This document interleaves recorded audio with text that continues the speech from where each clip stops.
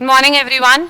Now हम लोगों ने लास्ट लेक्चर में हमारे बेसिक्स ऑफ स्टैटिस्टिक्स कंप्लीट किए थे, राइट? हम लोगों ने लास्ट लेक्चर में the different type of series समझा था, राइट?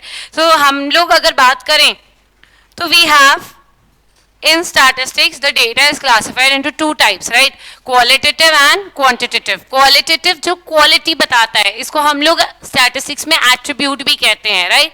यहाँ पे आपको numerical answer नहीं मिलेगा बल्कि आपको कोई quality as answer मिलेगी, right? और ये क्या दूसरे वाले क्या होते हैं? Quantitative. Quantitative data क्या होता है? जब आपके पास numerical description हो सकता है, right? इसको हम statistics में क्या बोलते हैं? Variable. ठीक है? Now क्वालिटेटिव डेटा को हम क्वांटिटेटिव में कन्वर्ट करना सीखे थे कि हम उसको न्यूमेरिकल डिस्क्रिप्शन अलॉट कर देते हैं। सो इन दिस केस देखिए मैंने एक ही वाला एग्जांपल दिया आपको। सो वेरी गुड को हमने 5 दे दिया, गुड को 4 दे दिया एंड सो ऑन। ऐसे ही अगर हम ईटिंग हैबिट्स बात करें तो वेजिटेरियन को हमने 1 पॉइंट दे दिया और नॉन वेजिटेरियन को हमने 2 पॉइंट दे दिया, right? So in this way we'll convert a qualitative to quantitative data. Now हमने देखा था variables are classified into two categories, one is discrete and the other one is continuous variable. Discrete variable क्या होता है? जो कि finite या फिर countably infinite number of values attain कर रहा है, जैसे number of specs in this class, ठीक है, the number of student sitting in this class, these are finite values, number of petals in a flower, right? Number of fans at AS Institute, all these are finite values which you can count, right? अगर बहुत ज्यादा भी है तो भी countable होती हैं, तो भी हम उसको डिस्क्रीट वेरिएबल ही कहते हैं। whereas कंटिन्यूअस वेरिएबल क्या होता है? जब आपकी वैल्यूज एक गिवन रेंज में लाए करें, जैसे वेट की बात करते हैं, weight of a group of students, 100 students हैं, उनका वेट स्टडी करें हम लोग, so this will lie in a range, ठीक है? 64.15 भी हो सकता है, 10 भी हो सकता है, 64.25 भी हो सकता है। So it will change and it will lie within a particular range, so उसे हम बोलते हैं continuous variable. Now we studied about the individual series. Individual series को हम लोग अनग्रुप डेटा भी बोलते हैं। इंडिविजुअल सीरीज की अगर मैं बात करूं तो हम यहाँ पे सिंपली हमारी ऑब्जर्वेशंस को कॉमा सेपरेट करके लिख देते हैं, दैट्स इट। ये कब यूज करते हैं? जब एक तो हमारे पास नंबर ऑफ ऑब्जर्वेशंस बहुत कम हो और दूसरा रेंज कुछ भी हो चलेगा, रेंज का कोई वो नहीं है यहाँ पे criteria, right? Next is discrete series. Discrete series को हम लोग ग्रुप डेटा भी कहते हैं because here we group are given set of observation on particular value, on a single value के बेसिस पे हमने ग्रुपिंग कर दी। देखो बच्चों के पूछा हमने वाइवा में, जैसे 0 कितनों के आए वो एक ग्रुप बन गया, 1 कितनों के आए वो एक ग्रुप बन गया। सो डिस्क्रीट सीरीज हम लोग कब यूज करते हैं? व्हेन हमारे पास नंबर ऑफ ऑब्जर्वेशन तो बहुत सारी हो पर जो रेंज ऑफ ऑब्जर्वेशन हो ना वो लिमिटेड हो, मतलब लिमिटेड वैल्यूज ही अटेन करेंगे। जैसे इस केस में मैंने लिमिट कर दी थी कि 0 से लेके 5 तक की वैल्यूज ही अटेन करेंगे। हमें पता है हमको वाइवा में मार्क्स देने 5 में से नंबर देने और 0 1 2 3 4 5 ही देना है, मतलब आधा आधा वाला कंसेप्ट नहीं देना है। सो उस केस में हमारी रेंज ऑफ वैल्यू फिक्स हो गई। So when range of values is small and the number of observations are large, we go for discrete series. समझे?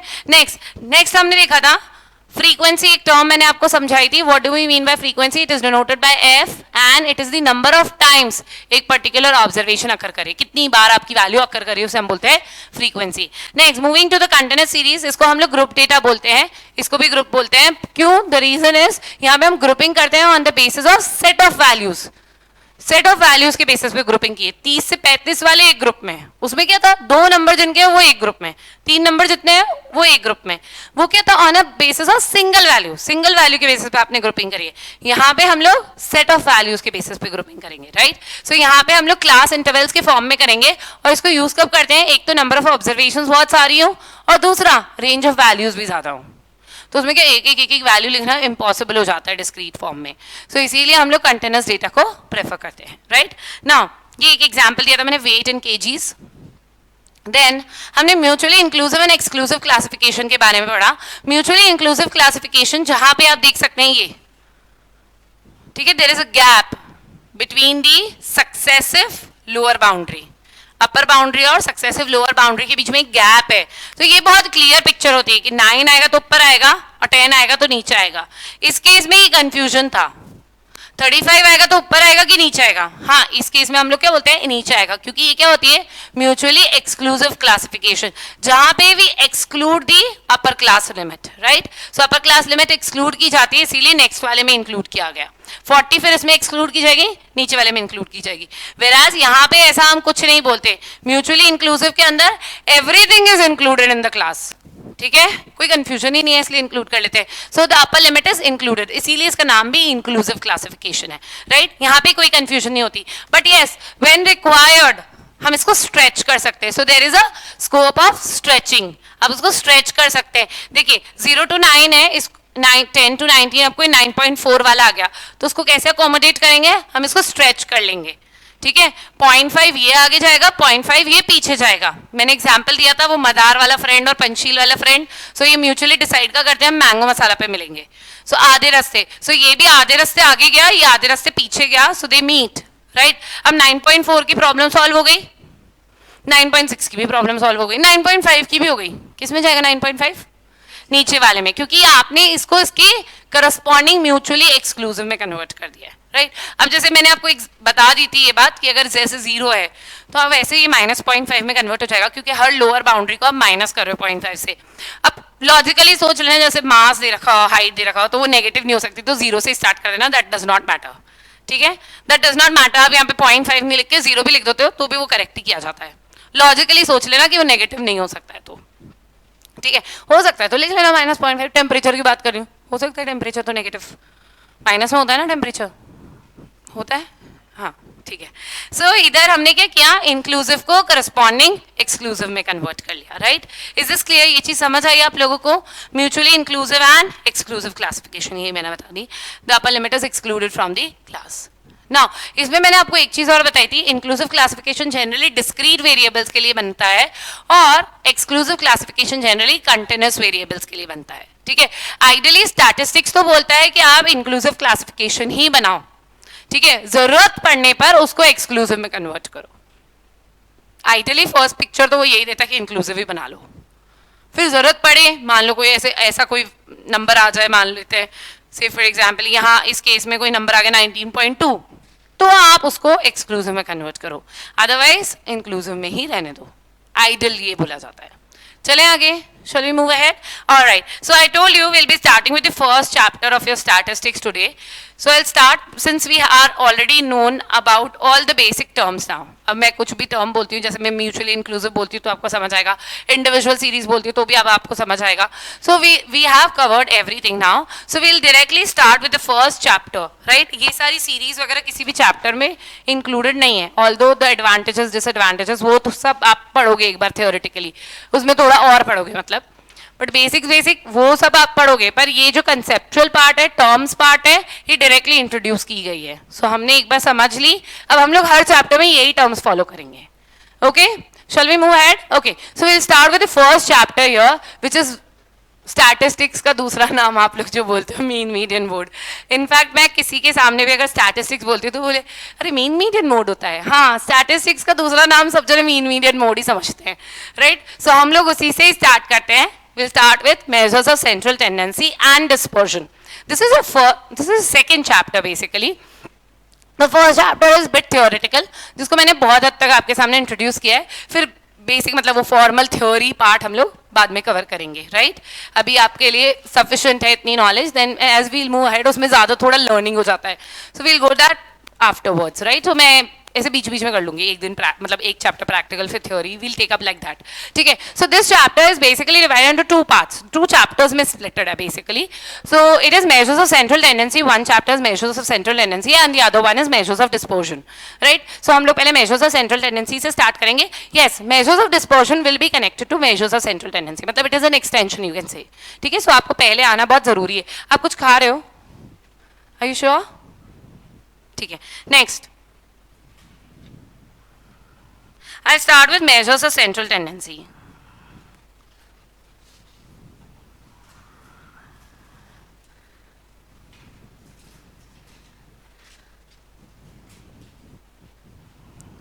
Now measures of central tendency. So अभी तक ये तो समझ आ गया कि statistics is all about a collection of data. Right, we have a given set of observations. अब हर set of observations की पता है कुछ characteristics होती है. जैसे मैंने आपको बताया ना, इस कमरे की characteristics है, लेंथ ब्रेथ हाइट है ना. से फॉर एग्जाम्पल आप किसी पर्टिकुलर क्लॉथ की characteristics समझते हो, मतलब कोई जैसे मेरी ड्रेस है, कोई ड्रेस की बात कर रही हूँ मैं, तो उस ड्रेस के बारे में 2-3 चीजें हम बताते हैं. एक तो colour of the dress, the pattern of the dress and the size of the dress. These are its characteristics, right. Jeans की बात करें तो जीन्स में भी आजकल अलग अलग कैटेगरीज होती है, फिर उसके साइज की बात करेंगे, लेंथ की बात करेंगे, all these things, right. So हम क्या करें, हम लोग हर चीज की कोई कैरेक्टरिस्टिक बताते हैं. वैसे ही हमारे पास भी जो गिवन सेट ऑफ ऑब्जर्वेशंस है ना, उनकी कैरेक्टरिस्टिक फीचर्स होते हैं. ठीक है, दे हैव सम प्रॉपर्टीज. सो उनकी 3 प्रॉपर्टीज होती है. One is central tendency, other is dispersion, and third one is skewness. So first 2 are in detail in your syllabus. The third one, skewness, it is just the name. That's it. मतलब उस पे इक्के दुक्के questions हैं, पर आपके पास detail में नहीं है. 1-2 प्रॉपर्टीज रिलेटेड है, पर आपके पास डिटेल्ड पार्ट नहीं है स्क्यूनेस का, right. So we will be discussing 2 characteristics of given set of observations in your syllabus, right. अच्छा, स्क्यूनेस वैसे पढ़े हुए होंगे आप लोग अप्लाइड मैथ्स में. पढ़े नहीं? 11th में पढ़े थे ना डिस्क्रिप्टिव स्टैट्स, भूल ही गए, ब्रेन वॉश करके आ गए हैं. याद है अप्लाइड मैथ्स वाले? नहीं, 11th में था भाई. अच्छा ठीक है, कोई बात नहीं, चलो बढ़िया है, मेहनत कम करी आपने. ठीक है, alright. So basically skewness is another characteristic. हम लोग डिटेल में नहीं जाएंगे. So we will start with the first characteristic which is central tendency. Now what do we mean by central tendency? First tell me. अच्छा, दूसरी चीज मैं ना पता लिखवाती हूँ, एंड आई प्रेफर कि आप उसको लिख लें, and it will be your notes only. Okay, so आप जो भी रजिस्टर ले रहे हैं ना, please use a single register for statistics. एक ही रजिस्टर रख लीजिए, रोज होगी क्लास तो लेके आ जाइए, पतला से रख लीजिएगा भले ही, ठीक है, तो आपके लिए वजन नहीं होगा. And please maintain a single register for statistics. That will be your notes only. ठीक है? All right. So अच्छा. So now tell me central tendency. कुछ भी ऐसे मतलब randomly कोई idea हो कि what do we mean by central tendency? No. Have you heard this word any time before? कहाँ? अच्छा, उसमें था. ओके, हाँ हाँ, statistics में होगा तो उसमें पढ़ा तो होगा. फिर क्यों नहीं आंसर आता है? मेरे को लगा तुमको नहीं पता होगा. ठीक है, तो मैं एक्सपेक्ट करी थी ठीक है नहीं आता है. अब तो पता है, फिर तो बताओ. हाँ,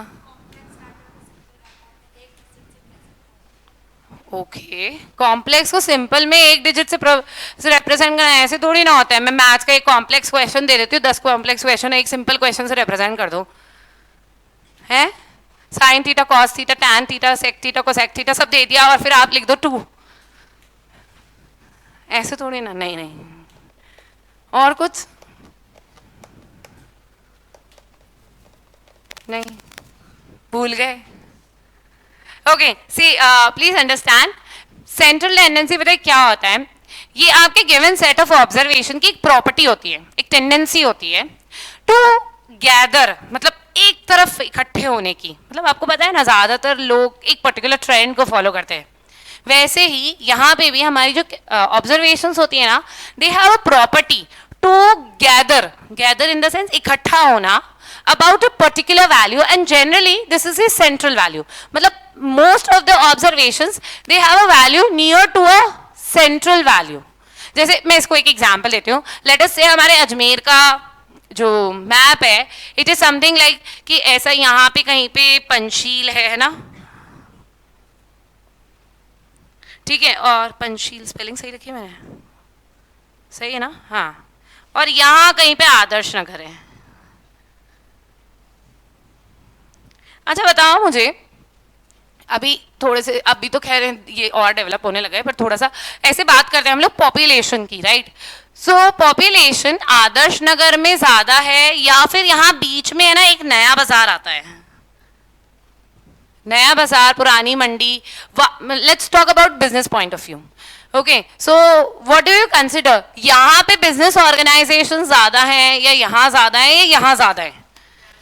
नया बाजार में ज्यादा है, because generally everybody tries to be at the central part of the city. यही होता है भाई. आपका बिजनेस बढ़िया कैसे होएगा? मैंने कल एग्जाम्पल भी दिया था कि हम बीच में मिलना चाहते हैं, वो उसके लिए भी कन्वीनियंट है, इसके लिए भी कन्वीनियंट है, तो हम बीच में ही मिलेंगे. सेम यहाँ पे भी maximum of the shopkeepers they think अगर हम लोग सिटी के सेंटर में होंगे तो हम शायद लेफ्ट हैंड को और राइट हैंड को पूरा कवर कर पाएंगे, right, this is how. So हम क्या बोले कि मैक्सिमम ऑफ द पीपल और maximum of the business organization they are clustering around the central value. I am not saying कि इधर और इधर कुछ नहीं होगा, होगा पर कम होगा, इस तरफ ज्यादा होगा. It will be more dense. Can I say this? It will be more dense. ये टेंडेंसी क्या कहलाती है? यही टेंडेंसी कहलाती है central tendency. So the property of a given set of observations to cluster about a particular value, generally the middle value, is known as central tendency. और जिस value के अबाउट वो इकट्ठे हो रहे हैं, जैसे मेरे इस केस में नया बाजार के अराउंड वो इकट्ठे हो रहे हैं, ठीक है. So the value about which they gather is known as measure of central tendency. आया समझ में? Pakka, everyone, the basic definition. Now see, in statistics you have both the types of questions, theory as well as practical. So आपको theoretical values जो हम alternate names पढ़े हैं, definitions पढ़े हैं, वो सारी भी याद रखनी रहती है, ठीक है, because उससे भी one word question बनता है. So let's quickly write down the definition for measures of central tendency. Now the पहले three characteristics लिख लेते हैं किसी भी given set of observation. So the three characteristics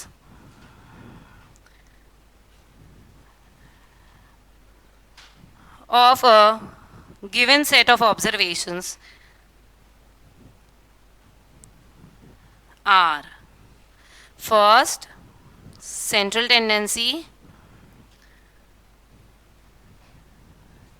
second, dispersion; and third, skewness. And what is central tendency? मैं जल्दी scroll कर रही हूँ क्या, एक बार मुझे बता दीजिएगा.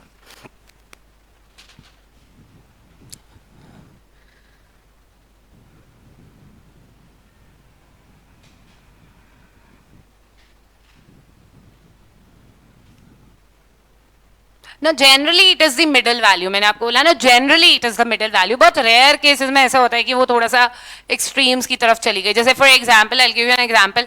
मैंने बहुत ही इजी पेपर बना लिया, बहुत इजी पेपर बना लिया, तो maximum of the students are securing around 80-85%.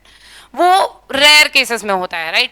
Generally normal situations में बात करूं तो मैक्सिमम ऑफ द स्टूडेंट्स, या हम एवरेज बात करें, या maximum of the students will lie within a range of 50 to 55, 60, 65, right, या 45 to 65 के बीच में मैक्सिमम ऑफ द स्टूडेंट्स के मार्क्स रहते हैं. या मैंने पेपर एक्सट्रीमली डिफिकल्ट बना दिया, सो उस सिनेरियो में क्या होगा, maximum of the students are failing, उनके लोअर की तरफ मार्क्स होंगे, राइट. चले आगे. Now what is central tendency? The property of a given set of observations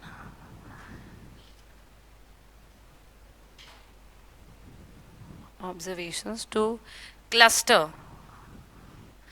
or gather around a particular value, generally the middlemost value, generally middlemost value is known as central tendency.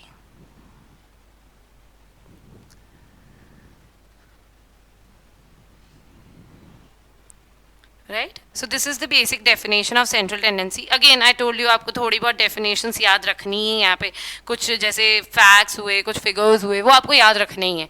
Formulas learn करने हैं, right? Statistics mixture है. You have to learn and you have to apply also.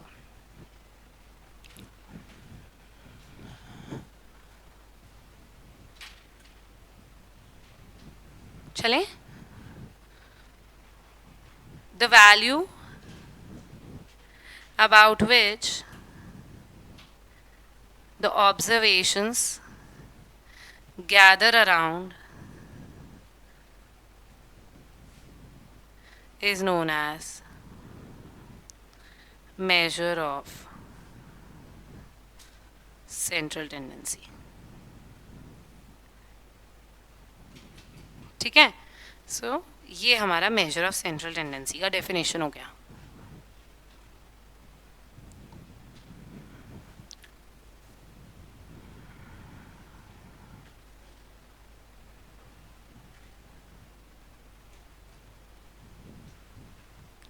Done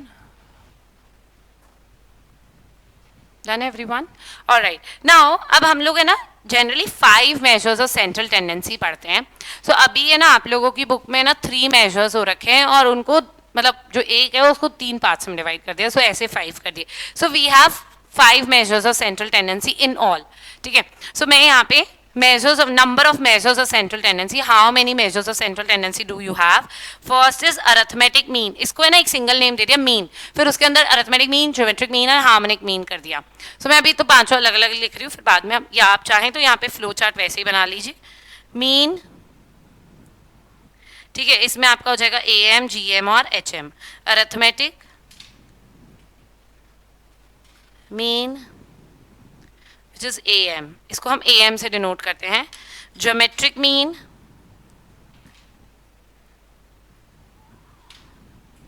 which is GM and harmonic mean which is HM मतलब ये mean के 3 variations हो गए ठीक है then median and third is mode बस हम लोगों को यहाँ पे रिप्रेजेंटेशन थोड़ा चेंज हो जाता है देखिए मीन को जनरली जैसे अरिथमेटिक मीन को हम लोग जैसे AM या कैपिटल A या फिर X बार से डिनोट करते हैं I tell you after that only चलो ये कर लो पहले वील स्टार्ट विथ दैट तो उसी के साथ ही हम इसके रिप्रेजेंटेशंस भी लर्न कर लेंगे मीडियन और मोड का तो यहीं लिख लो ME और वैसे आप लोगों ने मीडियन का क्या रिप्रेजेंटेशन पढ़ा है जनरली हम कैपिटल M से रिप्रेजेंट करते थे मीडियन को राइट और मोड को कैपिटल MO से करते थे नहीं सॉरी Z से करते थे कैपिटल Z से डिनोट करते थे ना मोड को यहाँ पे हम कैपिटल MO से कर देंगे बस कुछ नहीं उसी की फर्स्ट वैल्यूज जो है वो उसका वो है गॉट इट फर्स्ट 2 लेटर्स ही उसके शॉर्ट फॉर्म हो गए समझ गए अभी यहाँ पे मैं क्यों स्पेसिफाई कर रही हूँ और क्यों ऐसे बोल रही हूँ कि ऐसा ऐसा ही करना है क्योंकि इसी in your CA foundation your study material वो जो आप मॉड्यूल आएगा ना आपका वो फॉलो होता है so everything is consider from that only ठीक है सो डिनोशंस जो होंगे वो भी वही यूज करेगा वो सो जो आपके आंसर्स के अंदर मान लो आपने बोला मैम क्वेश्चन में क्या ही फर्क पड़ रहा है हम कैसे भी पुट करें MCQ है वो कुछ भी रिप्रेजेंट करें पर अगर आपको उसका डिनोशन नहीं पता होगा तो आप उसके अंदर जो ऑप्शंस करेक्ट दे रखे हैं ना वो भी नहीं आइडेंटिफाई कर पाओगे राइट आप तो Z एक्सपेक्ट करोगे वहां MO दे रखा होगा ठीक है सो इसीलिए आपको सारे डिनोशंस भी याद रखने हैं ओके राइट चलें आगे नाउ मूविंग अहेड हम लोगों ने देखा इतने सारे मेजर्स ऑफ सेंट्रल टेंडेंसी होते हैं ठीक है बट यही क्यों होते हैं और कोई क्यों नहीं होते हैं सो बेसिकली इन्होंने मेजर ऑफ सेंट्रल टेंडेंसी बनने के लिए कुछ टेस्ट को क्लियर किया है जैसे आप यहाँ आए हो तो you have cleared your 12th almost हाँ मान के चल रही क्लियर ही हो गई है ठीक है होपफुली क्लियर हो जाए ठीक है सो आपने कुछ टेस्ट क्लियर किए और तो आप इसमें आए राइट वैसे ही ये पांचों ने भी कुछ टेस्ट को क्लियर किया या कुछ कैरेक्टरिस्टिक्स या कुछ प्रॉपर्टीज को सेटिस्फाई किया इसीलिए ये मेजर ऑफ सेंट्रल टेंडेंसी कहलाते हैं so there are characteristics of an ideal measure of central tendency and as you all know आज के टाइम पे आइडियल कुछ नहीं होता है नथिंग इज आइडियल ठीक है सो क्या है कि हमने आइडियल तो बता दिए अब इसमें से जो मैक्सिमम सेटिस्फाई करेगा ना वो हमारे बन जाएंगे मेजर्स ऑफ सेंट्रल टेंडेंसी सो इनमें से आप देखोगे ना तो ये सारी कैरेक्टरिस्टिक्स को नहीं सेटिस्फाई करते पर हाँ मैक्सिमम ऑफ देम को कर देते हैं इसलिए मेजर ऑफ सेंट्रल टेंडेंसी कहलाते हैं so you have to remember the 6 characteristics of an ideal measure of central tendency so we'll discuss the characteristics of ये याद करनी है आपको characteristics of an ideal measure of central tendency.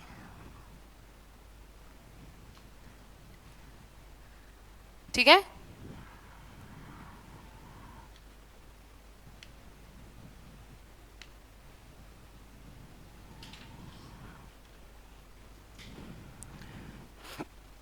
So the first characteristic is it should be properly and unambiguously defined. What do we mean by unambiguous first? Properly and unambiguously defined. Unambiguous मतलब properly and unambiguous sorry बोलिए। हाँ जी, properly and unambiguously defined. Properly defined मतलब एक fix formula होना चाहिए, वो तो ठीक है। अनएम्बिगुअसली का मतलब क्या हुआ, without any confusion it should be defined. ऐसा नहीं है जैसे फॉर एग्जाम्पल मैं मीन कैलकुलेट कर रही हूँ, ठीक है, अब क्या हुआ, मैक्सिमम ऑफ माई स्टूडेंट्स, मतलब सारे बच्चों के है ना 70, 72, 73, 78 ऐसे मार्क्स आए, ठीक है। एक बच्चा ऐसा नालायक निकल गया जिसके मार्क्स 3 आए। अब क्या आप सोचे यार फालतू मेरा ये एवरेज खराब करेगा, ये होगा वो होगा, और ये एकदम out of the scope value attain कर रहा है, हटाओ इसको, इसको हम इंक्लूड नहीं करते हैं, या इसको इंक्लूड नहीं करते हैं, ऐसा करते हैं। अनएम्बिगुअसली मतलब आपने कंफ्यूजन है कि उसको लूं या नहीं लूं, है ना, कंफ्यूजन है कि यार ये तो एकदम ही डिफरेंट वैल्यू होगी, एकदम एक्सट्रीम वैल्यू होगी, क्यों लूं मैं इसको। सो कंफ्यूजन नहीं होना चाहिए, it should be unambiguously defined. Similarly हो सकता है हम ऐसे फॉर्मूले डिफाइन कर दे कि भाई रिजिडली, इसको एक और टर्म बोलती हूँ मैं, रिजिडली डिफाइन। रिजिडली मतलब सब जगह सेम तरीके से डिफाइन होना चाहिए, ठीक है। सेम तरीके से डिफाइन होना मतलब जैसे इंडिया में अगर मीन का formula some upon total number of observation है, तो यूएस में भी वही होना चाहिए। ऐसा नहीं होना चाहिए sum product upon total number of observation, no, it should be rigidly defined. Rigidly defined मतलब सब जगह सेम तरीके से ही उसको हम कैलकुलेट कर रहे हैं या उसको डिफाइन कर रहे हैं। Unambiguously defined means without any confusion it should be defined कि भाई 10 अगर नंबर ऑफ ऑब्जर्वेशन है तो अपॉन 10 करो, और अगर 10 के अलावा है तो अपॉन n-1 कर दो। नहीं, ऐसा नहीं होना चाहिए। There should be no confusion while you are calculating your central tendency. कोई कंफ्यूजन नहीं आना चाहिए माइंड में, ये फॉर्मूला है, यही फॉर्मूला रहेगा, ऑलराइट, चाहे वैल्यू कितनी भी एक्सट्रीम हो। से फॉर एग्जाम्पल आप अभी अजमेर का टेम्परेचर स्टडी कर रहे हो और उसमें एक ऑब्जर्वेशन आ गई सन के टेम्परेचर की, which is very different, right, extremely different value हो गई, पर ऐसा नहीं है आप उसको छोड़ दो, कंफ्यूजन नहीं होना चाहिए।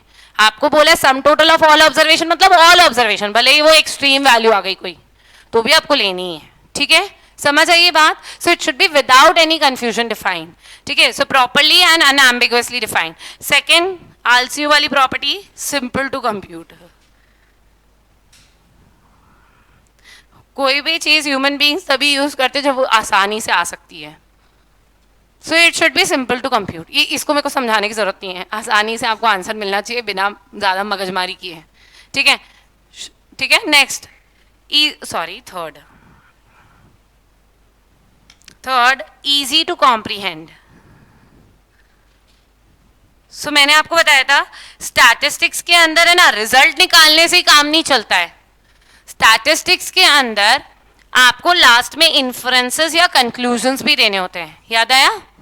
लास्ट स्टेप यही था ना कि once you have used your statistical tool, आपको कुछ रिजल्ट आएगा, उस रिजल्ट के बेसिस पे आपको कुछ कंक्लूजन देना है या कुछ इन्फ्रेंसेस देने हैं या कुछ जनरलाइज करना है, ठीक है। सो स्टैटिस्टिक्स का लास्ट स्टेप है ये।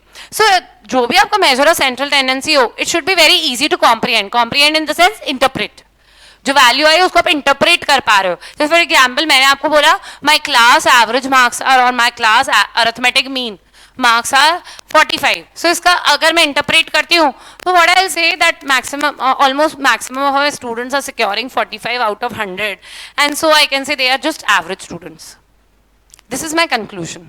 सो my class is an average class, right. अगर मान लो मेरी क्लास का एवरेज मार्क्स 80 आ रहा था तो मैं क्या बोलती हूँ, माई class is a good class, good performing class, right? So this is how you conclude. So it should be easy to comprehend or easy to interpret, right? Next, partiality नहीं होनी चाहिए based on all observations. सारी observations को ध्यान में रखे। क्यों? क्योंकि आप क्या कर रहे हो, एक मिडिल मोस्ट वैल्यू, ये एक ऐसी वैल्यू निकाल रहे हो जिसके अराउंड आपकी मैक्सिमम ऑफ द ऑब्जर्वेशंस है, ठीक है। सो ऐसा नहीं होना चाहिए कि आप कुछ ऑब्जर्वेशंस को छोड़ आए। It should be based on all observations so that it is the most representative value of your sample, ठीक है। एक representative value of your sample आ जाती है अगर हम लोग measure of central tendency निकालते हैं। So it should be based on all observations. Next,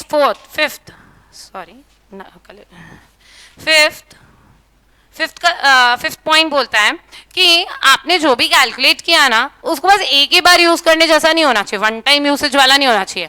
it should B कि आपने जो रिजल्ट निकाला है उसको आप फर्दर कोई मैनिपुलेशन में पुट करो तो वो आपको अलाउ करना चाहिए कि भाई मैं प्लस माइनस मल्टीप्लाई डिवाइड को अलाउ कर रहा हूँ, ठीक है। So it should have some mathematical properties, या फिर उसको हम दूसरी तरीके से लिखते हैं इट अलाउज मैथमेटिकल ट्रीटमेंट। मतलब आपने निकाल के छोड़ दिया वो कोई मतलब का नहीं है, आप उसको आगे फर्दर कैलकुलेशंस में यूज कर रहे हो तो it is of good use. So it should have some mathematical properties. Have some mathematical, sorry,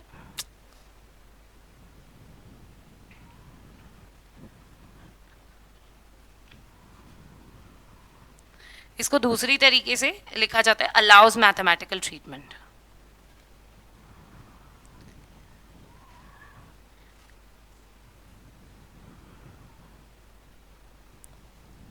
ठीक है.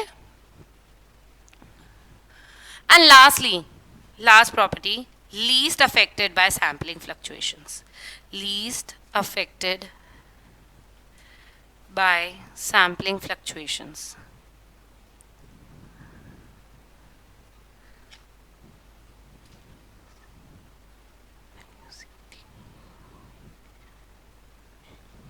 ठीक है. So it should be least affected by sampling fluctuations. Now, as I told you, हम लोग है ना statistics में population as a whole study करना थोड़ा difficulty होता है. So हम ज़्यादातर samples use करते हैं. अब क्या होगा, samples में कई बार fluctuations आते हैं. For example, मैंने sample में सोचा था कि मैं सक्षम के marks लिखूंगी, पर या सक्षम का weight लूंगी क्योंकि मैं weight of the student study कर रही हूँ. So मैं ना सक्षम का weight लूंगी, ये मेरा sample का part था. बट आज के सक्षम की तबीयत खराब हो गई and he has not come. तो अब सक्षम एब्सेंट है, तो उसकी जगह मैंने सोचा कि इसका फ्रेंड है, इसके को खड़ा कर देते. छोड़ यार, मैं सक्षम एब्सेंट है, उसके घर थोड़ी ना वेट लेने जाऊंगी. अब ठीक है यार, दिक्कत होती है कभी कभी, तो हमने सब्सटीट्यूट कर दिया इसको. So this is a sampling fluctuation. Sample में थोड़ा सा चेंज किया because he was not available that time, या नॉट ईजिली अवेलेबल. ठीक है. या फिर कई बार ऐसा होता है कि हम लोगों को मतलब मान लेते हैं हमने सक्षम का वेट नोट किया था पर हमने शायद गलत नोट कर लिया और आज सक्षम एब्सेंट हो गया, तो हम करेक्ट नहीं कर पा रहे, तो हमने सोचा इसकी हटा ही दो वेट को. This is sampling fluctuation. कई बार हम लोग सुनने में मिस्टेक कर देते हैं, that is also sampling fluctuation. So these are considered to be sampling fluctuations, right. So sampling fluctuations अगर होती हैं, थोड़ा सा भी वेरिएशन होता है हमारे सैंपल में, तो हमारी वैल्यू बहुत ज़्यादा अफेक्ट नहीं होनी चाहिए. मान लेते सक्षम का वेट हटाने से हमारा एवरेज एकदम ही 10 kg नीचे चला गया, ऐसा नहीं होना चाहिए. एकदम इतना ज़्यादा चेंज हो गया तो गलत ही है, राइट. हाँ, सक्षम का वेट हटाने से हो सकता है माइन्यूट सा चेंज आएगा कि हमारा एवरेज 44.5 आ रहा था, मान लो सक्षम का वेट हटा दिया तो 45 आ गया एवरेज, या हो सकता है 44 आ गया. तो this is a minor change, है ना. इतना तो अफेक्ट हो गई ऑब्वियसली, आपने एक वैल्यू पूरी हटाई है या आपने एक वैल्यू पूरी चेंज की है, तो या फिर हमने सक्षम की जगह दूसरे फ्रेंड का वेट रखा था, तो ऑब्वियसली वो सेम थोड़ी ना मास के होंगे, थोड़ा सा फर्क होगा. तो आपका जो एक्चुअल वैल्यू आना था उससे थोड़ा सा वेरिएशन आएगा, बट थोड़ा ही आना चाहिए. ऐसा नहीं कि आपका 15, 20, 25, 30% का वेरिएशन आ गया, 50% का वेरिएशन आ गया. ऐसा नहीं होना चाहिए कि एवरेज वेट 45 आ रहा था, एकदम से दूसरे फ्रेंड को ऐड किया तो एकदम ही वेट रिड्यूस हो गया, 30 हो गया. अरे ऐसे थोड़ी ना, ऐसा नहीं होना चाहिए. इतना ज़्यादा variation will not be accepted, right. So इसीलिए लिखते हैं least affected by sampling fluctuation. I have not written not affected. मैंने not affected नहीं लिखा है, देखो मैंने least लिखा है. affect तो होगा पर minimum होना चाहिए. ठीक है. अब इसके अंदर है ना सैम्पलिंग फ्लक्चुएशंस के अंदर हम एक चीज और पढ़ते हैं, ये दो वेरिएशंस आ गए. एक पढ़ते हैं हम एक्सट्रीम वैल्यूज सैंपल के अंदर. Extreme values in the sense, कई बार हम लोग जब ऑब्जर्वेशंस नोट डाउन कर रहे होते हैं ना, तो कोई एक ऐसा या दो ऐसी ऑब्जर्वेशंस आ जाती है जो बहुत ही एक्सट्रीम आ जाती हैं. फॉर एग्जाम्पल, हम लोग है ना नर्सरी के बच्चों के वेट ले रहे थे. ठीक है. नर्सरी का वेट कितना ही होगा, 15 से 20 किलो के बीच में बच्चा होगा. चलो 10 से 25 किलो के बीच में एक बच्चा होगा, इससे ज़्यादा तो रेंज नहीं जाएगी. नर्सरी का बच्चा यही होगा ना यार, यही वेट होगा. ठीक है. अब हमने क्या किया, नर्सरी के बच्चे में हमने एक बच्चा 5th क्लास का ले लिया, या चलो 6th क्लास का ले लिया, या 10th का ले लिया. ठीक है, नॉर्मल सा. ठीक है. अब उसका वेट, बाकी सबका तो 10 से 25 के बीच में आ रहा है, उस बच्चे का वेट ऑब्वियसली 10th वाले बच्चे का 50 किलो आ गया. तो ये एक एक्सट्रीम वैल्यू हो गई. या फिर आपने नर्सरी के बच्चों के साथ में एक कोई न्यू बॉर्न का वेट ले लिया, वो तो 2-3 किलो का ही होता है. सो ये एक एक्सट्रीम वैल्यू हो गई. ठीक है. So these are known as extreme observations. ये भी आपके सैंपल का पार्ट होती हैं. ये एक्सट्रीम ऑब्जर्वेशंस कई बार तो हमारे मेजर ऑफ सेंट्रल टेंडेंसी को बिल्कुल हिला देती है, मतलब बिल्कुल ही चेंज कर देती हैं। और कुछ मेजर्स ऑफ सेंट्रल टेंडेंसी ऐसे होते हैं जो एक्सट्रीम ऑब्जर्वेशन से अफेक्ट ही नहीं होते, कितनी भी हो एक्सट्रीम ऑब्जर्वेशन कोई फर्क ही नहीं पड़ता उनको। So these are known as extreme observations. समझ आया? What do we mean by extreme observations? A relatively very high value or a very low value than the rest of the observations. समझ आया? Is this clear everyone? या तो very high होगी या फिर very low होगी, जो आपका चल रहा है ना ट्रेंड, उसमें या तो थोड़ी छोटी, बहुत छोटी वैल्यू आ गई या फिर बहुत बड़ी आ गई, दोनों ही एक्सट्रीम्स हैं, अपर एक्सट्रीम एंड लोअर एक्सट्रीम। आया समझ में? सो कंबाइनली हम इनको एक्सट्रीम वैल्यूज या एक्सट्रीम ऑब्जर्वेशंस कह देते हैं। Got it? चलें आगे। नाउ मूविंग अहेड, हम लोग आज की क्लास में first major of central tendency start कर रहे हैं, which is arithmetic mean, right? So the first major of central tendency, arithmetic mean. Now this is generally denoted by x bar or am, capital AM और capital A,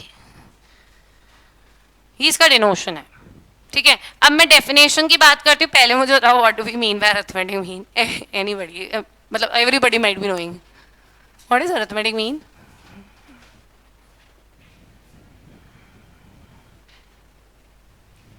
अरे formula ही बता दो यार। Sum of all observations upon total number of observation, यही इसकी definition है। This is the definition. So AM of a given set of observation is the sum total of all observations divided by total number of observation. That's it. ठीक है? So it is defined as sum total of all observations divided by total number of observations.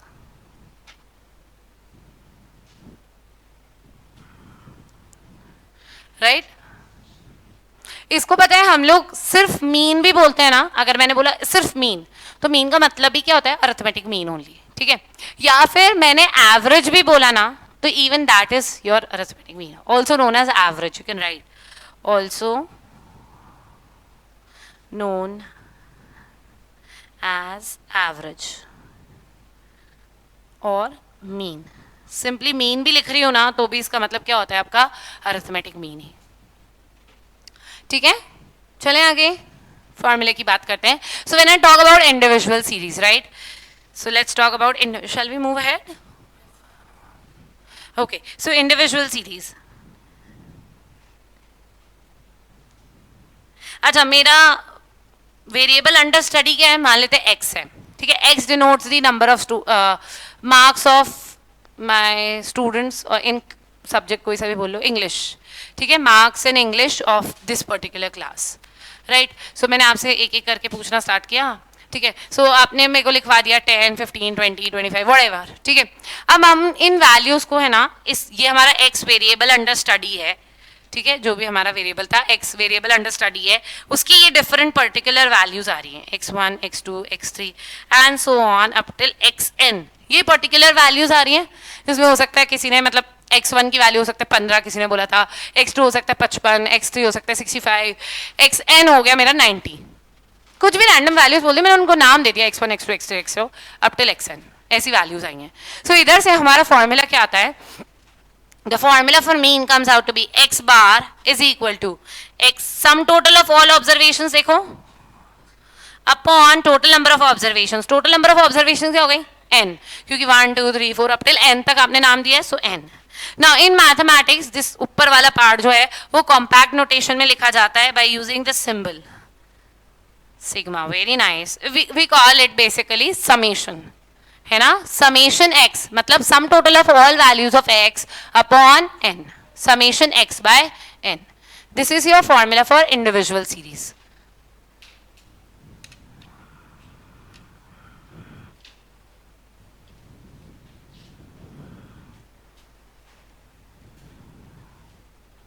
ठीक है? एक question कर लेते हैं individual series पे। I hope you people have calculators. No, yes, आज के लिए मोबाइल यूज़ कर लीजिए, मोबाइल का कैलकुलेटर यूज़ कर लीजिए। Please bring calculator from tomorrow, ठीक है? नाउ लेट्स से मैंने आपको एक्स वैल्यूज दे रखी है और मार्क्स ऑफ स्टूडेंट्स,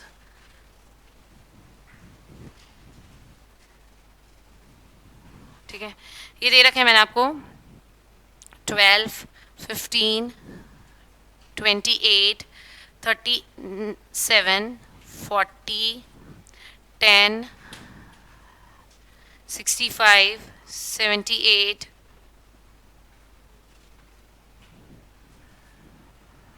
52, 87, 83, 70, 72, 65, 55, 50, 60, 62. कितनी दे दी मैंने? 1, 2, 3, 4, 5, 6, 7, 8, 9, 10, 11, 12, 13, 14, 15, 16, 17, 18. 2 और दे देती हूँ, 20 हो जाएगी.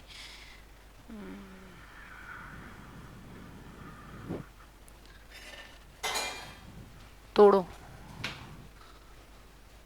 20 हो गए. सो नंबर ऑफ ऑब्जर्वेशंस हो गई यहाँ 20. एन की वैल्यू हो गई 20. राइट, कॉमा सेपरेटेड बहुत सफिशिएंटली क्लियर है ये.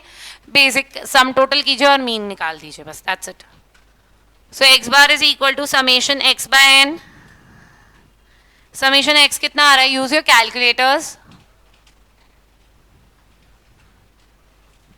1088 करेक्ट. 1080 ओके. अपॉन 20 हो गया तो आ गया आपका 54 एवरेज. कितने अच्छे नंबर्स लिए मैंने, कोई डेसिमल वेसिमल नहीं आया. ठीक है, गॉट इट. अच्छा, एक और क्वेश्चन देती हूँ. वे चलूँ आगे? Shall I move ahead? Okay, now weight in kgs. ठीक है, कुछ स्टूडेंट्स का वेट या कुछ लेट्स से कोई भी वो बच्चों की बात कर लेते. चलो हम 12 kg, 15, 20, 24, 21, 23, 22, 24, 25, 20, 21. कितने हो गए? 1, 2, 3, 4, 5, 6, 7, 8, 9, 10, 11, 24, 23, 18, 19. देखो 15 हो गई होंगी शायद. 15 हो गई. हाँ, बताएंगे वेट इसका average weight. So X bar is equal to summation X by N.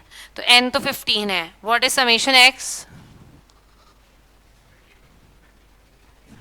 अरे समीशन एक्स पूछी मैं. 311. 311. इधर से क्या आ रहा है आपका average weight? 20.73. Now is this correct और 20.73 kg इज करेक्ट? केजी वाला करेक्ट है. क्यों? क्योंकि देखिए मैंने आपको क्या यूनिट्स के साथ दिया था. I asked you what is the average weight. Average weight हमेशा केजीज में, मतलब जो भी आपकी यूनिट दे रखी है आपको उसमें ही कोट होएगा. सो इधर से क्या मैं कह सकती हूँ? That mean is unit dependent. You have to specify the units whenever it is given. आपको यूनिट स्पेसिफाई करनी पड़ेगी. अब पता है क्या, ये मैं बताई क्यों? क्योंकि कई बार पता है क्या ऑप्शंस कैसे होते हैं. A option 20.73, B 21.72, C 21.72 kg, D 20.73 kg. Now tick the correct. अब पता है क्या, एक बार का अगर हम नॉर्मल ह्यूमन बीइंग की बात करें, एक नॉर्मल सिनेरियो में पता है क्या हमको जैसे फर्स्ट ऑप्शन दिखा ना, वही हमारा कैलकुलेटर पे आया था. मतलब कैलकुलेटर भी यही शो कर रहा है और फर्स्ट ऑप्शन भी यही शो कर रहा है. And you will happen to tick this one. और आप आगे के ऑप्शंस देखोगे भी नहीं. वाई? बिकॉज आपकी कैलकुलेटर से डिजिट मैच हो गई. ठीक है, ऑल्दो सेम ऑप्शन आपको डी ऑप्शन भी दे रखा है अलोंग विथ यूनिट. बट ये एक जनरल ह्यूमन टेंडेंसी होती है कि जैसे आपके डिजिट्स मैच हुए आपने बस टिक कर दिया. बट मैंने यहाँ पे यूनिट स्पेसिफाई किया था. सो आपका आंसर क्या हो गया? This is the correct answer. Although अगर सारे ऑप्शंस में केजी नहीं लिखा होता तो फिर तो आप 20.73 कर देते. ठीक है, बट सिंस मैंने मोस्ट अप्रोप्रिएट आंसर यहाँ पे करेक्ट दे रखा है तो आपको 20.73 kg ही करना है. ठीक है, आप लड़ने नहीं जा सकते हो कि मैम सेम ही तो है, कैसे आपने रॉन्ग किया. द रीजन इज मैंने आपको यूनिट के लिए रॉन्ग किया. ठीक है, समझ आया? पक्का? एवरीवन समझ आ गया? सो हम हमेशा अलॉन्ग, अगर यूनिट्स में स्पेसिफाइड है so we'll always quote it in units. ये रुपीस के साथ बहुत होता है, मतलब केजी तो फिर भी बाद में दिख जाता है, रुपीस तो आगे लगा हुआ होता है ना, तो कई बार दिखता ही नहीं है। And we happen to make that option correct जिसमें रुपीस नहीं लिख रखा है। तो जैसे मैंने एवरेज सैलरी पूछ ली, तो salary will be in rupees, average height it will be in centimetre, जो यूनिट गिवन होगा ना वही यूनिट आपको टिक करना है। एक और क्वेश्चन देती हूँ, टेल मी अबाउट दिस। कई बार जैसे आपके डेटा के अंदर ही होता है सेल्स, चलो सेल्स इन, इसको समझते ठीक है? अच्छा थोड़ा सा और है, इन थाउजेंड्स ऑफ रुपीज, ठीक है?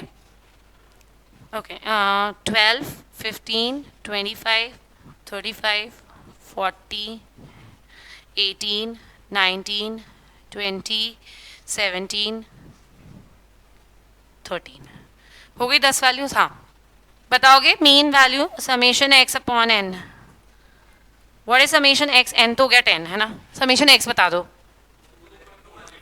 214, सो इधर से हो गई 21.4 मेरा एवरेज हो गया। अब पता है क्या, what will be the correct answer?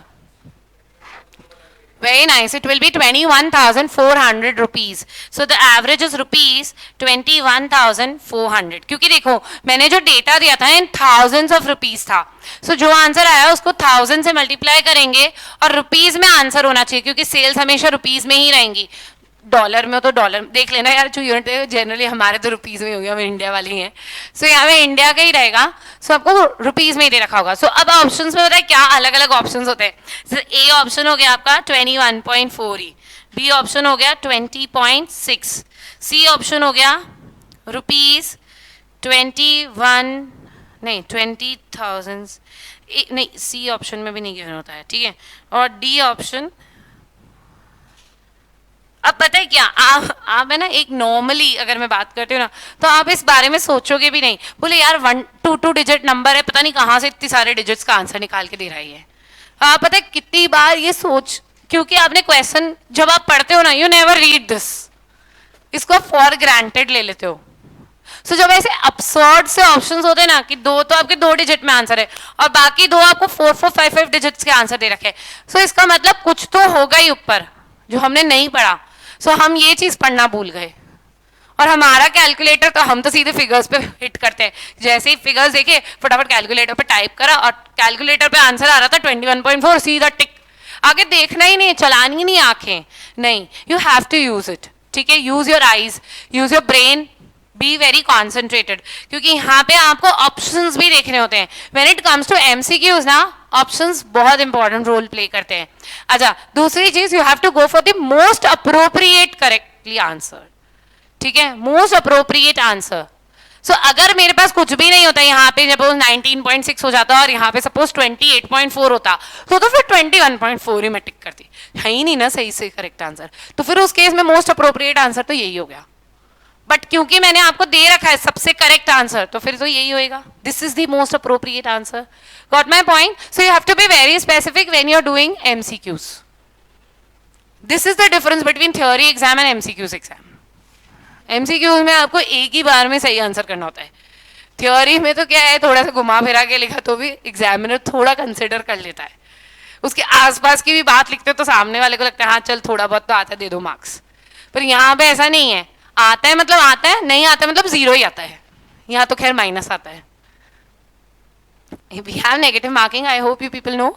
सो यहाँ सीधे माइनस ही होता है। सो तुक्के भी सोच समझ के लगाने, मतलब आता है तो लगाने, ठीक है? धीरे धीरे you will come to know how to make तुक्के ऑल्सो, मतलब जैसे जैसे आप टेस्ट दोगे ना यहाँ पे तो आपको आइडिया लगेगा कि तुक्के कब लगाने। जय माता दी हमेशा नहीं करनी है, या अक्कड़ बक्कड़ बम्बे को नहीं करना है हमेशा, तो माइनस में मार्क्स आएंगे।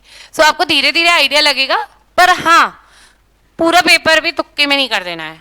जब आपको लग रहा है कि मैंने 80% क्वेश्चंस या 85-90% क्वेश्चन सही किए हैं, तो आई विल प्रेफर कि वो जो आपके 2-4 क्वेश्चंस बचे उनको आप तुक्कों से करिए, ये तो पता चलेगा इंट्यूशन कैसा कहता है, ठीक है? सो आपको ये चीज का ध्यान रखना है। मैंने आपको ऑप्शंस के थ्रू बताया, वैसे तो मैंने मीन ही निकलवाना था, बहुत आसान था, मीन पढ़ाने के लिए नहीं थी, मेरा क्वेश्चन ये पढ़ाने के लिए था आपको, ठीक है?